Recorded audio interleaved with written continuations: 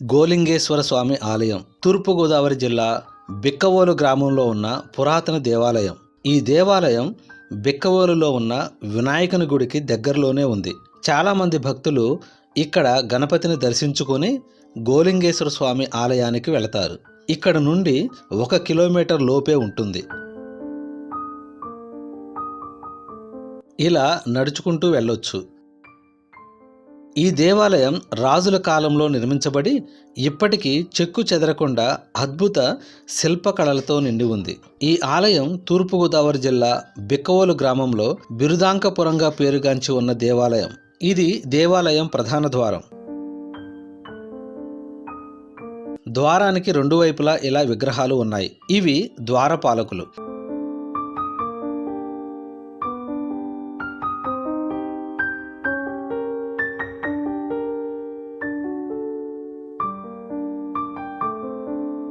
ఇది ఆలయ ప్రాంగణం.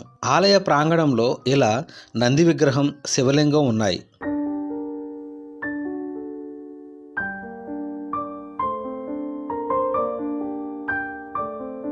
పూర్వం బిరుదాంకుడు అనే రాజు కానేటి కోటలో ఉండి ఈ ప్రాంతాన్నంతా పరిపాలించేవాడట. ప్రస్తుతం కోట పూర్తిగా శిథిలమైపోయింది. ఇప్పుడు మిగిలి ఉన్నది ఆ కోటలోని మహాలక్ష్మి అమ్మవారి గుడి మాత్రమే. బిరుదాంక మహారాజు పాలనలో బిరుదాంకపురం బిక్కవోలులో 118 దేవాలయాలు నిర్మించి 118 చెరువులు త్రవ్వించాడు. వీటిలో ప్రసిద్ధి చెందిన దేవాలయాలు శ్రీ గోలింగేశ్వర స్వామి దేవాలయం, శ్రీ కుమార సుబ్రహ్మణ్యేశ్వర స్వామి ఆలయం, శ్రీ లక్ష్మీ నారాయణ స్వామి ఆలయం, శ్రీ విఘ్నేశ్వర స్వామి ఆలయాలు. శ్రీ గోలింగేశ్వర స్వామి మొదట బిరుదాంకపురంలో భూమిలో కప్పబడి ఉండేది.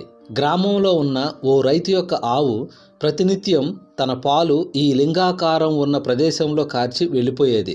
రైతు ఆవు పాలు ఇవ్వకపోవడంతో అనుమానం పడి తన పాలికాపుని ఆవుని ఒక కంట కనిపెట్టి ఉండమని చెప్పాడు. పాలికాపు ప్రతిరోజులాగే ఆవుల మందలో ఉన్న ఆవును వదిలాడు. తర్వాత పాలికాపు ఆ ఆవుని గమనించగా ఆ ఆవు అక్కడక్కడ మేతమేస్తూ తిన్నగా లింగాకారం ఉన్న ప్రదేశానికి వచ్చి అక్కడ పాలు కార్చిన తర్వాత మేతమేస్తూ పక్కలకు పోయింది. అది చూసిన పాలికాపు ఆ ప్రదేశానికి వెళ్ళి చూస్తే అక్కడ ఆవు కార్చిన పాలు ఉన్నాయి. ఆవుల కాపరి సాయంకాలం దూడలను తిరిగి ఇండ్లకు తోలుకొచ్చి వాటి స్థానాల్లో వాటిని కట్టేసి తన రైతుకు జరిగింది అంతా చెప్పాడు. రైతు ఈ విషయాన్ని గ్రామంలోని వారికి చెప్పాడు. గ్రామస్తులు అంతా పాలు కార్చిన ప్రదేశానికి వెళ్ళి అక్కడ పాలు కట్టిన చిన్న మడుగును చూశారు. దానితో అక్కడ భూమి లోపల ఏ దేవుడో దేవతో ఉండవచ్చునని భావించి గ్రామస్తులంతా మంచి ముహూర్తంలో అక్కడ తవ్వారు. అక్కడ పానవట్టంతో సహా లింగం బయటపడింది. బిరుదాంక మహారాజు గుడి కట్టించడానికి ముందుకు వచ్చి పునాదులు తవ్వుతుంటే ఆ పునాదుల్లో పుట్ట బయలుదేరింది. దాన్ని తవ్వే కొద్దీ మరో పుట్ట పుట్టింది. అలా ఎన్నిసార్లు తవ్వినా పుట్ట పుట్టుకొస్తూనే ఉంది. ఆ పుట్టను అలాగే ఉంచి తిరిగి పునాదులు తవ్వుతుండగా కుమార సుబ్రహ్మణ్యేశ్వర స్వామి విగ్రహం బయటపడింది. మొదట బయటపడిన లింగానుకు శ్రీ గోలింగేశ్వర స్వామి అని పిలిచారు.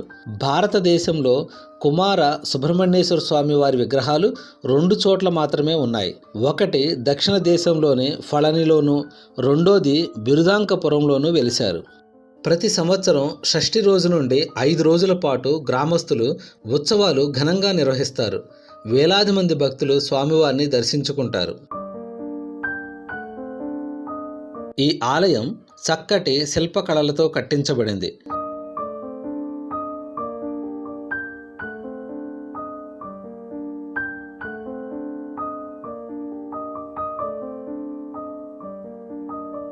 ఈ ఆలయం చక్కటి శిల్పకళలతో కట్టించబడింది. ఈ ఆలయంలోని గోడలపై ఎన్నో మనోహరమైన శిల్పాలు ఉన్నాయి.